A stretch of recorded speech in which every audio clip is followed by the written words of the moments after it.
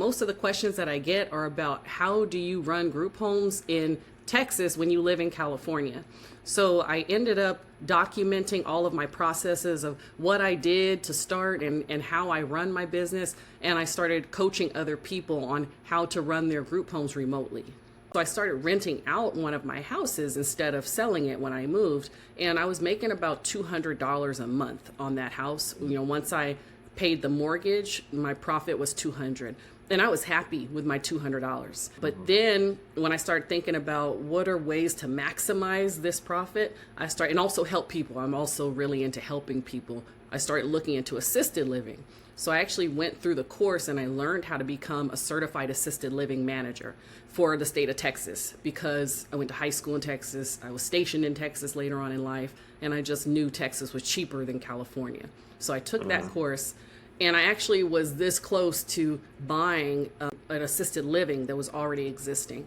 And when I was under contract, I was still in the period of time where you could pull out of the contract. My sister passed away. And when she passed away, I got custody of her 2 children. And when I got those kids, I was like, oh my gosh, I don't want the stress of having this new business. I don't want to end up on the news because something happened at my assisted living facility. So I decided to just scrap that idea, and I pulled out during that option period of the contract.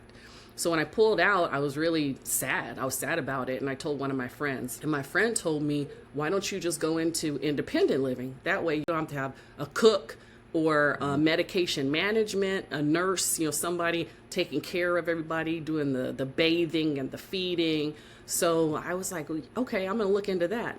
Now, I thought unlicensed meant illegal. So at first I was like, I don't know about this. This doesn't sound right.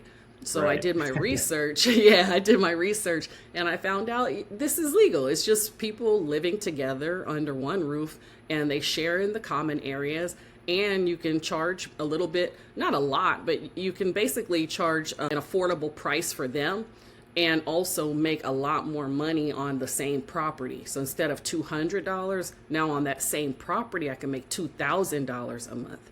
So I own all 3 of the houses. But I always tell my coaching clients, you do not have to own properties. You don't have to own properties to do this business at all.